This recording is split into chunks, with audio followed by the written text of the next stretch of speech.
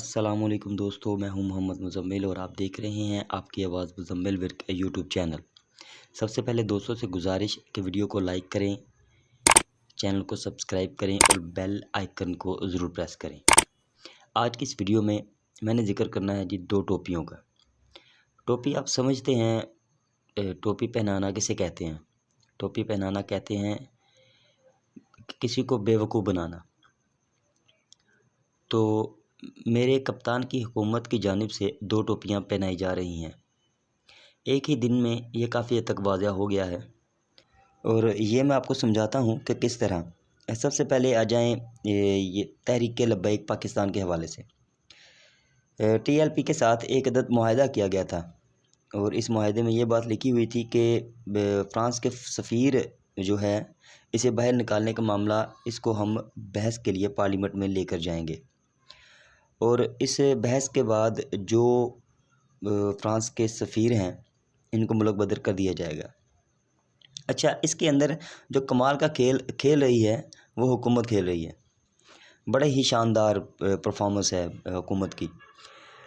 ये था कि हमने ये बिल लेकर आना है कौमी असम्बली में और हमने ये कर दिया, जो बात ख़त्म। अब तहरीक लब्बैक दरअसल में ये टोपी तहरीक लब्बैक को दरअसल में ये टोपी पहनाई गई है और बड़े खूबसूरत अंदाज़ में। वाह जी, क्या बात है। अच्छा, इस टोपी पहनाने में सिर्फ हुकूमत ही शामिल नहीं है, इसमें वो जो अपोजिशन है वो भी इसमें चुप करके राह फरार हासिल कर रही है। ज़ाहिर बात है इसमें अपोजिशन की कोई ज़िम्मेदारी है ही नहीं। और ये मुआहदा हुकूमत ने किया है, हुकूमत ने कहा है कि हम फ़्रांस के सफ़ीर को बाहर निकालेंगे, तो ये अल्टीमेटली हुकूमत की ही ज़िम्मेदारी है। और ख़ास तौर पर इस मुआहदे में लिखा गया है कि जो फ़्रांस का सफ़ीर है इसे मुल्क बदर किया जाएगा और ये एक लाइन में लिखा हुआ है बाकायदा। अच्छा, इसके बाद जब एहतजाज हुआ तो एहतजाज के बाद भी ये तय पाया गया कि शेख रशीद साहब ने कहा कि फ़्रांस के सफ़ीर को मुल्क बदर किया जाएगा। अब हुआ क्या? वो हुआ ये जी कि इससे पहले जिस दिन ये करारदाद पेश की गई, जिस दिन ये मुआहदा वगैरह हुआ तहरीक लब्बैक पाकिस्तान के साथ, इसके बाद इन्होंने कहा जी कि अगले ही दिन हम करारदाद कौमी असम्बली में लेकर आ रहे हैं। और करारदाद जो कि और वो भी एक प्राइवेट मेंबर के ज़रिए लाई गई, हुकूमत नहीं लाई, बड़ी होशियारी के साथ। और जब वो लेकर आए तो वहाँ से अपोजिशन उठी, जिसमें ख़ास तौर पर शाहिद खाकान अब्बासी साहब की स्पीकर कौमी असम्बली के साथ तू मैं हो गई, बड़ी सर्दी गर्मी हुई थी। और इन्होंने कहा जी कि हम ये चाहते हैं कि इस पर बड़ी तफसील के साथ बहस होनी चाहिए और पूरी कमेटी बननी चाहिए। और इसके बाद जो है हम ये चाहते हैं कि इससे भी बेहतर जो है वो करारदाद आनी चाहिए। वहाँ पे हुकूमत ने भी कहा जी हाँ जी, बिल्कुल ठीक कह रहे हैं आप। इसके बाद क्या हुआ?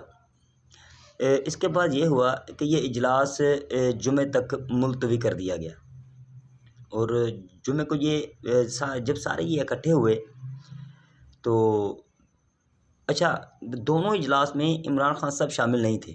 और जब ये सारे जुमे वाले दिन इकट्ठे हो गए तो इसके अंदर इस सिलसिले में ज़िक्र ही नहीं था, एजेंडे के अंदर भी शामिल नहीं था कि इसके ऊपर भी किसी किस्म की कोई बहस होनी है। और इसके बाद अपोजिशन की जानिब से एहतजाज शुरू हो गया। अपोजिशन के एहतजाज के नतीजे में ये इजलास जो है इसे गैर मुअय्यना मुद्दत तक मुलतवी कर दिया गया। और इसके बाद अपोजिशन की जो जमातें हैं वो बाहर आईं और इन्होंने प्रेस कॉन्फ्रेंस की। ज़ाहिर बात है हुकूमत को आड़े हाथों लिया।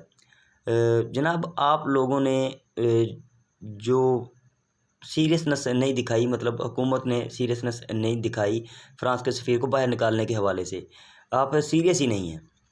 इसके बाद हुकूमत को जो गैर मुंतखब तर्जमान है, ज़ाहिर बात इनका काम ही यही है। इन्होंने कहा जी कि देखें जी इसमें तो इमरान खान साहब ने अपना जो है पॉलिसी बयान दे दिया है, तो सो इसमें उन्होंने कहा था जी हमने इसे और ये भी इमरान खान साहब ने कहा, उनके तर्जुमानों ने कहा जी सफ़ीर को निकालना ठीक नहीं है, इससे हमें नुकसान होगा। दरअसल अपोजिशन इस पर सियासत खेल रही है। ये तर्जुमान जो हैं उनके गैर मुंतखब शुदा, उन्होंने ये बातें कहीं मुख्तलिफ सोशल मीडिया प्लेटफार्म से, और जी अपोजिशन ना इस पर सियासत खेल रही है।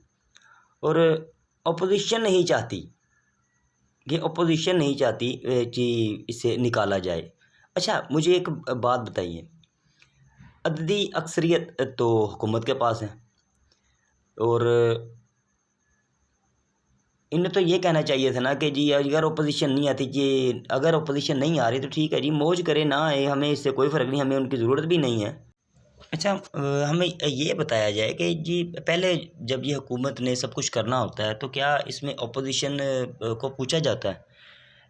जैसे अगर मिसाल के तौर पर फ्रांस के सफ़ीर को बाहर निकाला गया, सॉरी, भारत के सफ़ीर को निकालने का मामला था, तो क्या इसमें अपोजिशन से पूछा गया था?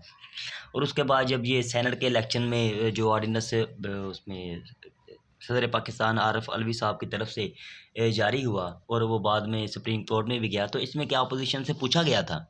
और जब कोई कानून साज़ी करनी होती है, एक ही मिनट में कोई कानून लाना होता है, तो इसमें क्या अपोजिशन से पूछा जाता है, या उनसे कोई साइन वगैरह लिए जाते हैं, या उनसे कोई इजाज़तनामा लिया जाता है कि जी हम ये कानून लाने लगे हैं एक ही मिनट में, ये जी चंद लम्हों में आप देखिएगा अगला ये कानून बन के आपके सामने आ जाएगा। तो क्या इसमें अपोजिशन से पूछा जाता है? एक्चुअली गेम क्या चल रही है, गेम क्या चल रही है ये मैं आपको बताता हूँ। पाकिस्तान तरीके इंसाफ की जो हुकूमत है, इन्होंने एक किस्म का लॉलीपॉप है जो तरीके लब्बैक पाकिस्तान को दिया है, और इस सारे मामले में सभी एक दूसरे को बेवकूफ़ बना रहे हैं, और सभी ये जानते हैं कि जी जो फ्रांस के सफ़ीर हैं, इन्हें मुल्क से निकालना हमारे लिए नाकाबिले बर्दाश्त है, और ऐसा हो भी नहीं सकता। अच्छा, आप ऐसा करें, आप किसी भी मुस्लिम लीग नून के जो रहनुमा हैं उनसे जाके पूछिए, क्या जी हम जो है ये सफ़ीर हैं फ़्रांस के, इन्हें मुल्क बदर कर देना चाहिए? तो वो इस सवाल के जवाब में ये कहेंगे जी ये हमारा काम नहीं है, ये हुकूमत का काम है, और वो भी उन पे डाल देंगे। और इसी तरह अगर आप किसी पीपल पार्टी के रहनुमा के पास जाएँ, उससे पूछें जी क्या ईरान जो है सफ़ीर को फ्रांस के निकाल देना चाहिए, तो उनका भी जवाब बिल्कुल यही होगा कि जी कि ये तो हुकूमत का काम है और हुकूमत ने ही फ़ैसला करना है इसका। खैर, पीपल पार्टी तो पहले इजलास में शामिल नहीं हुई थी, और ये जो जुमे वाले दिन इजलास हुआ इसमें शामिल हुई थी पीपल पार्टी, लेकिन इस इजलास में कार्रवाई नहीं हुई इस मामले पे। अच्छा, इसमें फिर मेरा वही सवाल है कि हमें ये बताया जाए कि ये सारे मामला जो होते हैं, जो भी मतलब बिल लाए जाते हैं या जो भी कानून बनाए जाते हैं, इसमें ये तो सारा कुछ हुकूमत के हाथ में है, और लेकिन क्या करें जी, मजबूरी है। ये जो तर्जुमान हैं, आप मेरा मतलब समझ रहे हैं कि गैर मुंतखब तर्जुमान कौन होते हैं, उनका तो काम ही यही है जी, वाह जी वाह इमरान खान साहब ने क्या कर दिया, वाह जी वाह ये हो गया वो कर दिया। ये बड़े मामला, इस सारे मामला से आप अच्छे तरह वाकिफ़ हैं। उन्होंने सिंपल कहा जी कि इमरान खान साहब का तो कोई कसूर ही नहीं है, जो सारा मामला ही ओपोजिशन का है, ओपोजिशन ही नहीं चाह रही कि इस मामले पे बहस हो, इस मामले को मुंतके अंजाम तक पहुंचाया जाए। मतलब कुल मिला के अपोजिशन ही इसमें कसूरवार है। बहरहाल इस सारे मामले में तहरीक लब्बैक पाकिस्तान को अच्छी खासी गोली कराई जा रही है, तो ये जो बेहतरीन तरीके से टोपी पहनाई जा रही है, वो हुकूमत की जानिब से तहरीक लब्बैक पाकिस्तान को पहनाई जा रही है। अब दूसरी टॉपिक आपको बताता हूँ, वो है जी कोरोना के हवाले से SOPs को फॉलो करवाने के लिए अब फ़ौज को बुलाया गया है, और कहा गया है कि अब कोरोना के SOPs पर अमल दरामद करवाएगी फ़ौज। और क्योंकि हुकूमत के लिए ये बहुत मुश्किल काम है, हुकूमत से ये नहीं हो रहा। जुमेरात तक के जो एक्टिव केसेस की तादाद है, वो जी 84,000 के लगभग जो मरीज़ हैं, वो एक्टिव मरीज़ जो हैं वो पाकिस्तान में इस वक्त मौजूद हैं। यानी मुल्क के अंदर तकरीबन 84,000 एक्टिव केस मौजूद हैं, और जो रिपोर्ट है वो है 5,870 जो कल के दिन में रिपोर्ट हुए हैं एक दिन के अंदर। यानी जो हमारी पहली वेव थी कोरोना की, हम इसके तकरीबन करीब करीब पहुंच गए हैं। पंजाब और केपीके के अंदर सबसे ज़्यादा केसेस जो और हलाकतें हैं वो हो रही हैं। 5,870 में से 3,032 जो केसेस हैं वो पंजाब के अंदर रिपोर्ट हुए हैं। अच्छा, ये सारी चीज़ को 1 मिनट के लिए साइड पे कर देते हैं। हमें ये बताएं कि जो टाइगर फोर्स बनाई गई थी इमरान खान साहब की जानिब से, वो टाइगर फोर्स कहाँ है जिसने कोरोना को कंट्रोल करना था। हमने इस वक्त भी कहा था कि ये अवाम को बेवकूफ़ बनाया जा रहा है, और इसके एग्जैक्ट फिगर जो हैं वो 9,93,226 वॉलंटियर्स का कहा गया कि जो इन्होंने रजिस्टर किए थे। हमें ये बताएं कि तकरीबन 10 लाख की इस फोर्स से कब काम लिया जाएगा। हम आपको पहले भी बताते रहे हैं, या हम पहले भी ये बात कहते रहे हैं कि अगर इस टाइगर फोर्स से काम ना लिया गया तो मुस्तकबिल में इस पर मुकम्मल इन्वेस्टिगेशन होगी। ज़ाहिरी बात है, आपने इस पर इनको फैसिलिटी फ़राहम की हैं, इनके ऊपर ख़र्चा किया है, और जो कुछ भी हुआ इसकी पूरी तहकीकात होगी। और क्या ये इस मुल्क के साथ एक और धोखा नहीं हुआ? क्या ये एक और फ्रॉड है? या आपने ये टाइगर फोर्स बनाने के चक्कर में आपने हुकूमती सोर्सेज को इस्तेमाल करके पॉलिटिकल स्टंट खेला है? और अब सूरत हाल ये है कि हमारे यहाँ पॉजिटिविटी रेट 10% से ऊपर जा चुका है। और अब असद उमर साहब की जानिब से ये कहा जा रहा है, ये फरमाया जा रहा है कि शायद हमें शहरों के अंदर कंप्लीट लॉकडाउन करने की भी ज़रूरत पड़े। दफातर की टाइमिंग 2 बजे तक कर दी गई है। 9वीं जमात से ऊपर के जो स्कूल खुल रहे थे वो भी अब बंद करने पड़ रहे हैं।